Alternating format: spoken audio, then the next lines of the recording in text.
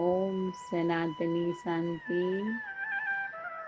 शुभ अमृत वेला संध्या काल में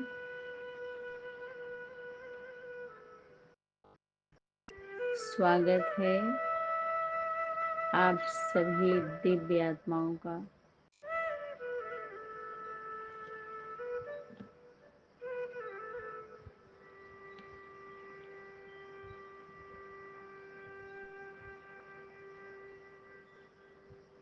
वर्तमान समय गुरु और सतगुरु के सन्मुख बैठ अमृत पान करने का सौभाग्य हम सभी कोटों में कोई और कोई में भी कोई बच्चों को ही मिला है।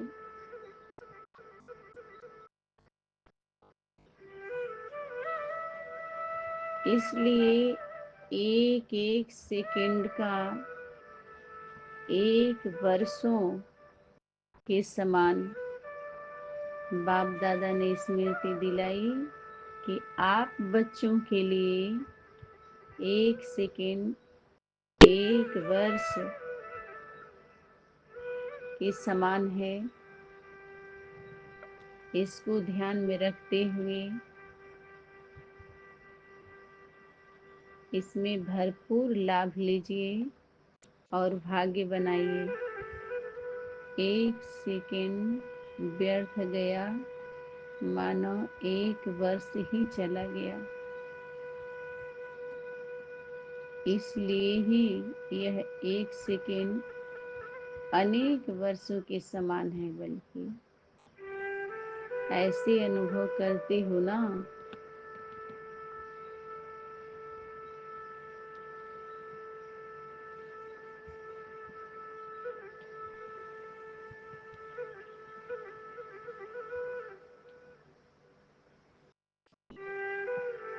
इस शरीर को चलाने वाले मास्टर मालिकपन की स्टेज है तो मालिक बने हो। हम सभी बच्चे उस मालिक के बच्चे हैं।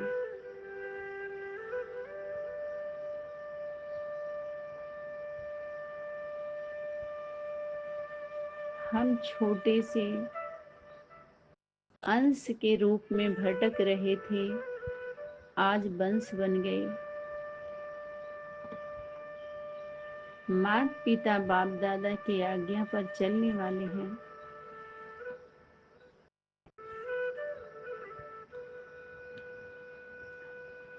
नन्हे मुन्ने बच्चे हैं, नन्हे हैं, बालक है और आज्ञा पर चलकर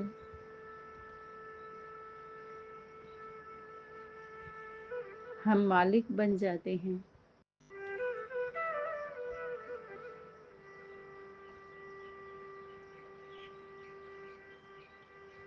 बाप ने हम बच्चों को इस मेहनत से, इस पुरुषार्थी जीवन से मुक्ति दे दिया है।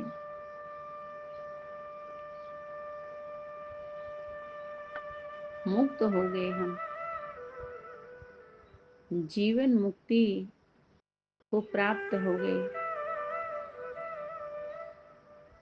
हम सभी बच्चों में इतना कहाँ सामर्थ्य है जो अपने इंद्रियों पर जीत पाले।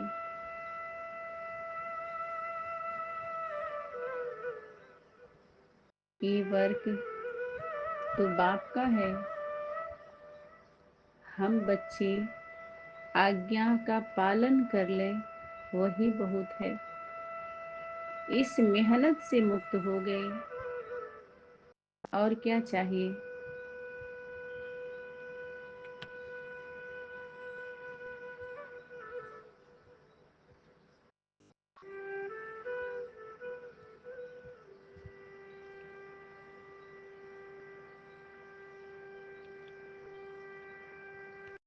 अनेक बंधनों से संबंधों के बंधन, समाज के बंधन, लोक लाज के बंधन, अनेक धारणाओं का बंधन, धर्म के धारणाओं का बंधन, राजनीतिक बंधन, कुरीतियों का बंधन, कुप्रथाओं का बंधन, इन सभी बंधनों से, संस्कारों से भी हम सभी स्वतंत्र हो गए।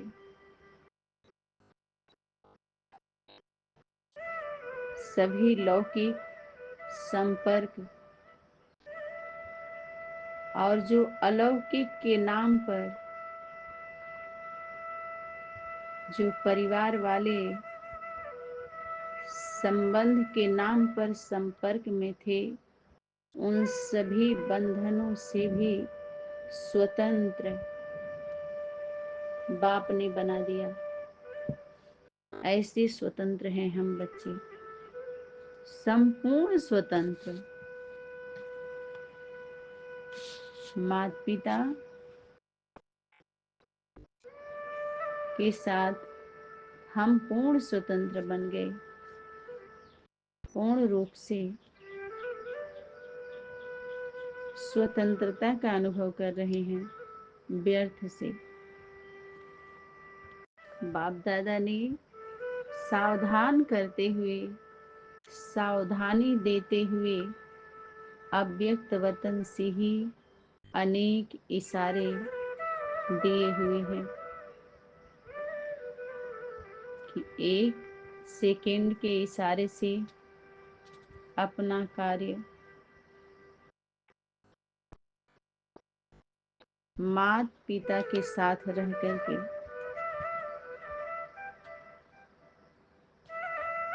उस कार्य को, सेवा को संपन्न करने के लिए हम तैयार हैं। विश्व का नव निर्माण करने वाली अर्थात स्थापना के निमित्त बनी हुई आत्माएं ऐसी एवर रेडी है।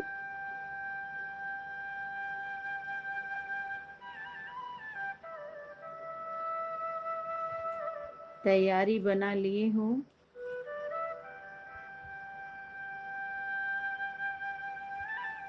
स्थापना का कार्य अर्थात स्थायी हो जाना, जो इन विनाशकारियों को इशारा मिले।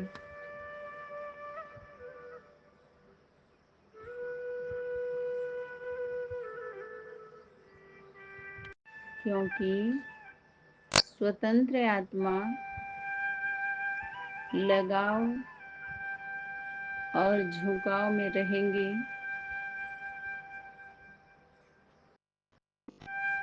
तो पूरी ईमानदारी कहाँ रही माता पिता बाप दादा के प्रति या सेवा सर्विस सहयोग के प्रति।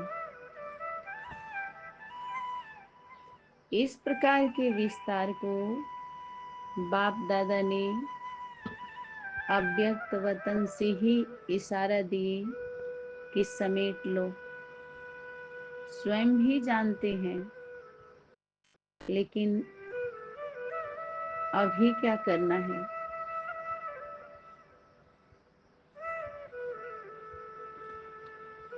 विस्तार को जीवन में समाकर माता पिता के समान बन जाना है। ना कोई पुराना स्वभाव हो, ना कोई लगाव हो। फिर बाप दादा ने स्मृति दिलाई कि जबकि आप सभी बच्चे तन मन और धन सभी बाप को अर्पित कर दिया, तो देने के बाद फिर मेरा विचार, मेरी समझ, मेरी राय, मेरा स्वभाव, यह शब्द कहाँ से आया। बाप दादा ने ये अशुद्ध मैं और मेरेपन को खत्म करने के लिए अनेक सावधानी अव्यक्त वतन में ही दिया हुआ है। व्यक्त वतन में सिर्फ रियलाइज करा करके, रिवीजन के साथ साथ रियलाइज करा करके आपको मुक्ति, जीवन मुक्ति दी जा रही है। कितने को मिल चुकी है।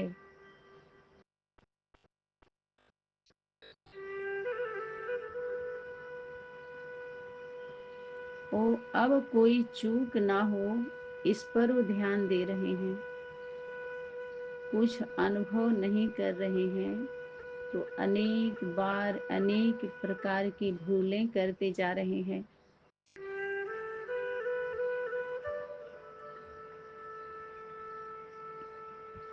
इसलिए बार बार ये शुद्ध मैं और मेरेपन को खत्म करने के लिए बाप दादा ने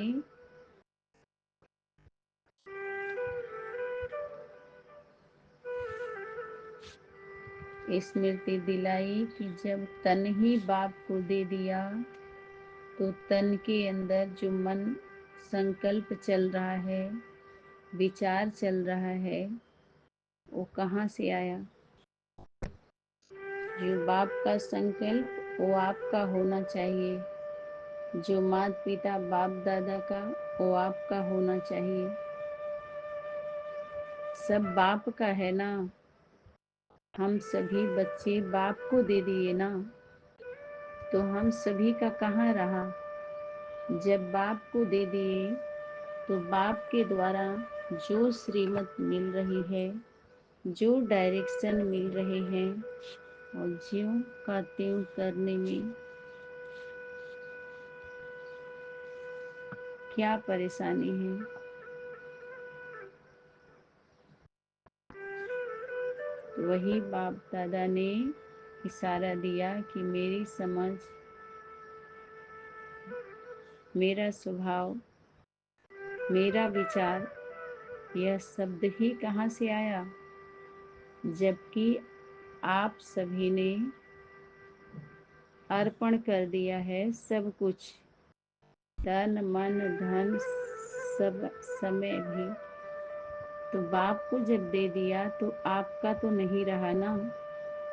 तो फिर इस प्रकार का अशुद्ध मैं और मेरा शब्द का प्रयोग करना, स्वरूप में लाना, तो अमानत में खयानत हुआ ना। तो क्या अभी तक है या मेरा सो तेरा हो गया। जब कहा मेरा सो तेरा तो मेरा मन समाप्त हो गया ना। मन और तन बाप की अमानत है, आपकी तो नहीं है ना। मेरा मन चंचल है, यह कहना कहाँ से आया। क्या अभी तक मेरापन नहीं छूटा। मेरापन किस में होता है। बंदर में। वह खुद मर जाएगा लेकिन उसका मेरापन नहीं मरेगा। इसलिए चित्रकारों ने महावीर को भी पूंछ की निशानी दे दी है महावीर, लेकिन पूंछ जरूर है। तो यह पूंछ कौन सी है। लगाव और स्वभाव की। जब तक इस पूंछ को आग नहीं लगाई है, यह पूंछ और पूंछ, यह लगाव स्वभाव की जो पूंछ है, बहुत पूंछ हो रही है, लंबी पूंछ हो गई है, माना पूछे जा रहे हैं, नाम हो रहा है। तो यह पूंछ और पूंछ की जब तक आग नहीं लगाई है तब तक लंका को आग नहीं लग सकती। तो विनाश की वार्निंग की सहज निशानी कौन सी हुई। इसी पूंछ की पूंछ को आग लगानी है।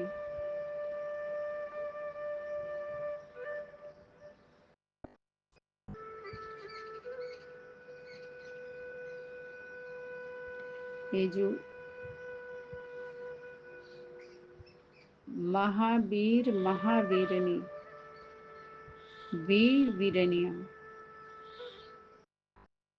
की लगन की अगन जब लग जाएगी, लगन की अगन जब प्रज्वलित होगी पूर्ण रूप से, तो ये शुद्ध मैं और मेरापन सहज ही भस्म हो जाएगा। इसलिए बाप दादा ने स्मृति दिलाई कि सभी प्रकार के लगाव झुकाव को समाप्त करो।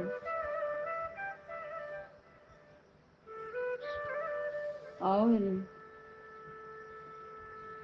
पहले भी सुनाया कि प्राप्ति का समय अभी बहुत गया, थोड़ा रहा, थोड़े का भी थोड़ा है।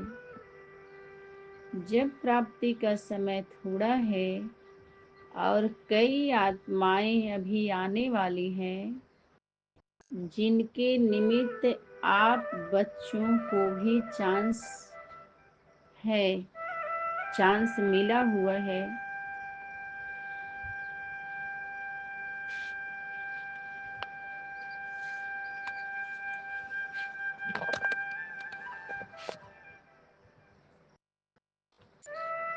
तो ऐसी आत्माओं के प्रति अभी बाप भी संबंध में बंधे हुए हैं।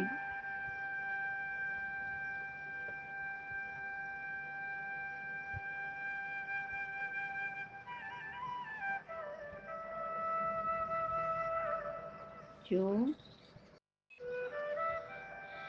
गोल्डन चांस इस सेवा का भी ABC 3 ग्रुप है। गोल्डन में भी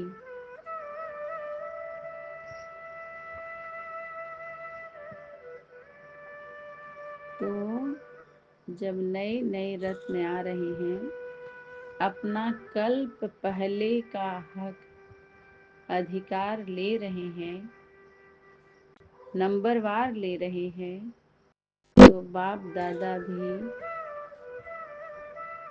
बांधा हुआ है। हक को देने के लिए बाप दादा को भी आना ही पड़े ना।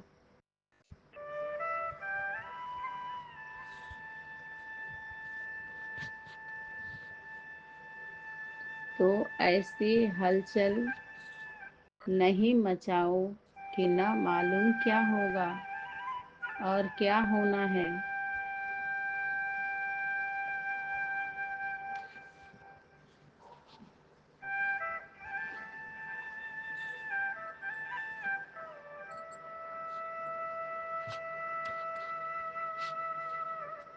यह व्यक्त अनुभव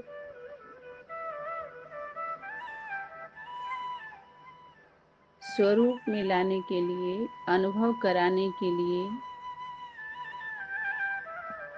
बीच बीच में मार्जिन दी जाती है।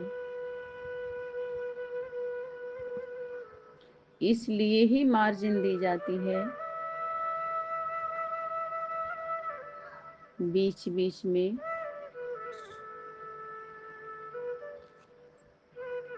ताकि मेकअप कर लें। समय भी दिया जाता है, जिससे कभी अचानक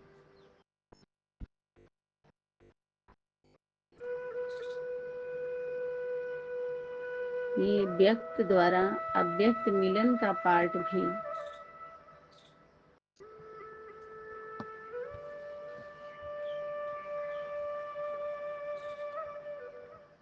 जो इतना मिलन हो रहा है, तो जब समाप्त हो तो इस स्थिति का, इस मिलन का व्यक्त द्वारा अव्यक्त मिलन का अनुभव और अव्यक्त का व्यक्त मिलन का अनुभव कर सके। जब तक बाप के माता पिता की संपूर्ण प्रत्यक्षता नहीं हो जाती, तब तक बच्चों को और बाप को, माता पिता और बच्चों का मिलना तो होना ही है।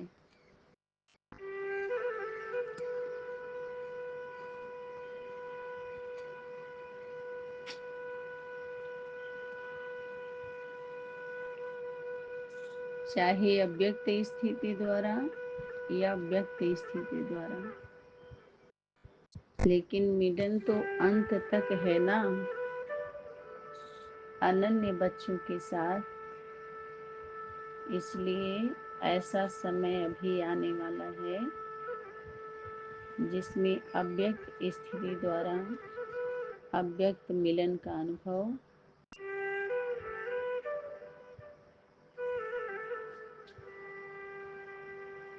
नहीं होगा।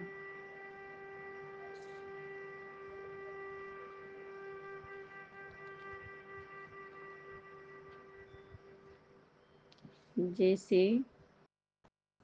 हम सभी जब याद में बैठते हैं तो हमारे सामने माता पिता का जो व्यक्त स्वरूप है अव्यक्त होता है, क्योंकि हम सभी दूर रहते हैं, सन्मुख नहीं रहते। बुद्धि से हम व्यक्त होते हैं, शरीर से अव्यक्त होते हैं। माता पिता के सन्मुख भी हम नहीं होते और माता पिता भी हमारे सन्मुख नहीं होते। प्रैक्टिकल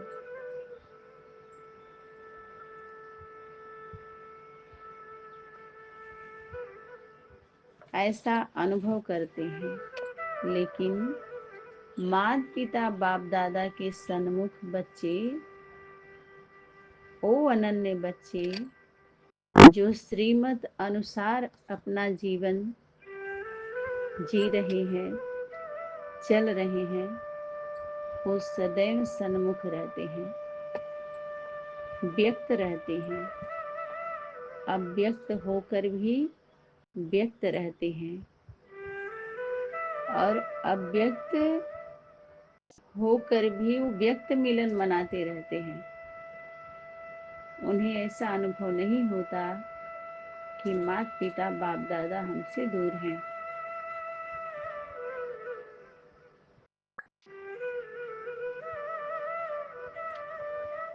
कुछ आत्माएं व्यक्त हो के भी अव्यक्त अनुभव करती हैं।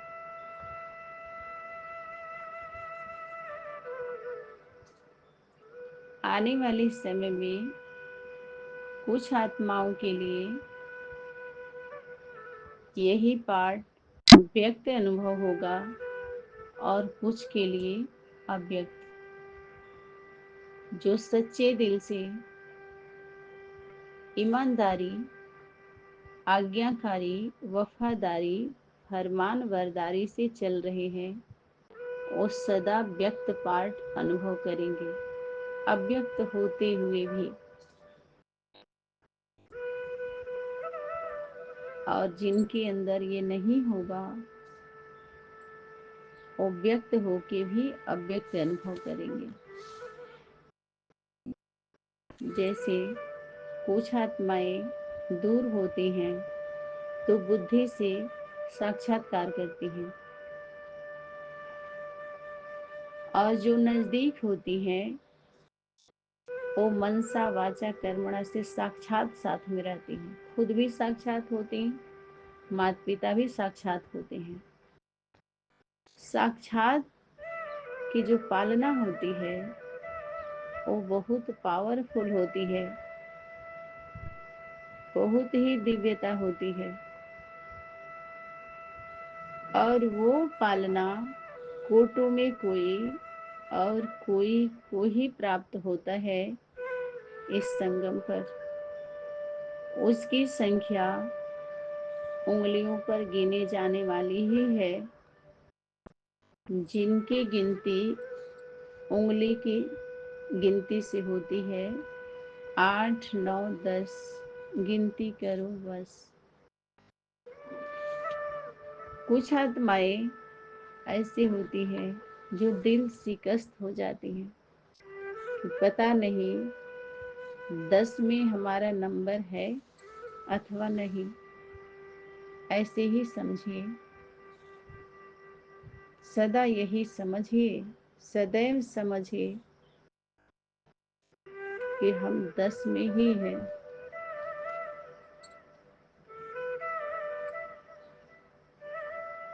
दस के साथ रहने वालों का भी भाग्य कोई कम नहीं होता है।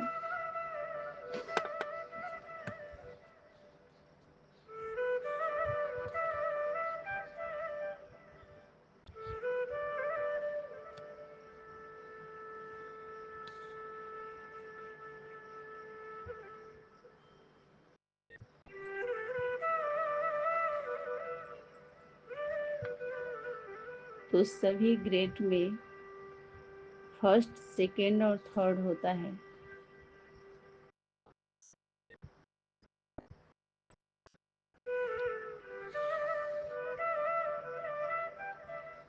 जिसको हम ABC से संबोधित करते हैं। फर्स्ट में भी क्वालिटी 3 प्रकार की होती है।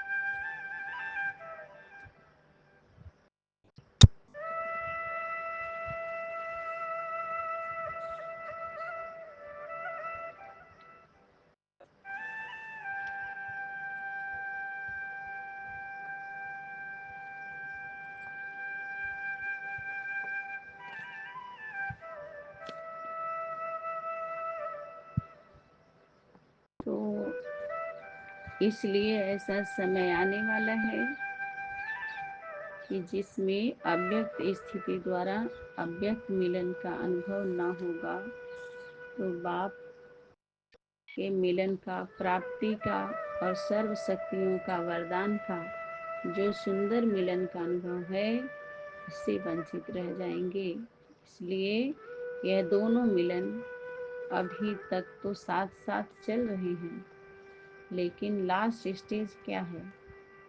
लास्ट स्टेज की तैयारी कराने के लिए माता पिता बाप दादा को समय देना पड़ रहा है, बाप को समय देना पड़ रहा है और सिखलाना पड़ रहा है। तो अभी इतने हलचल में नहीं आओ। अभी आप सभी इतने हलचल में नहीं आओ। जब होने वाला होगा तो अव्यक्त स्थिति में स्थित रहने वाले को स्वयं ही आवाज आएगा। जो अव्यक्त होकर, दूर होकर भी व्यक्त होते हैं।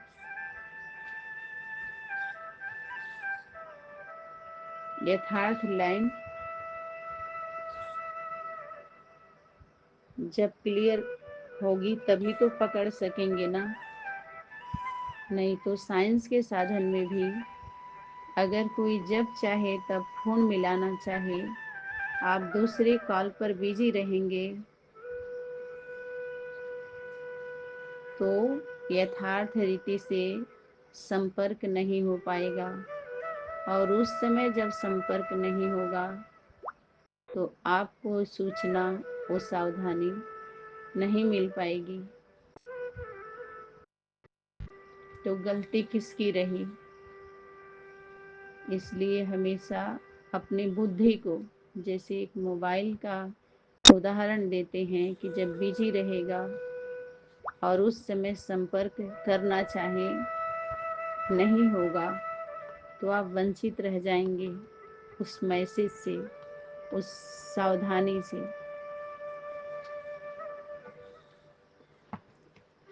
इसी तरह से सूक्ष्म में भी है। जब बुद्धि को बिजी रखेंगे तो यथार्थ श्रीमत कि टचिंग जो दी जाएगी वो जजमेंट में ही लग जाएंगे। सीधे प्रैक्टिकल करने के बजाय ज्यों का त्यों दिल में नहीं उतरता है, दिमाग में उतरता है। और जब दिमाग में उतरता है तो उसको हम क्या करते हैं, सोचते समझते ज़्यादा हैं और प्रैक्टिकल बाद में करते हैं। अच्छा, ओम सनातनी शांति। धन्यवाद।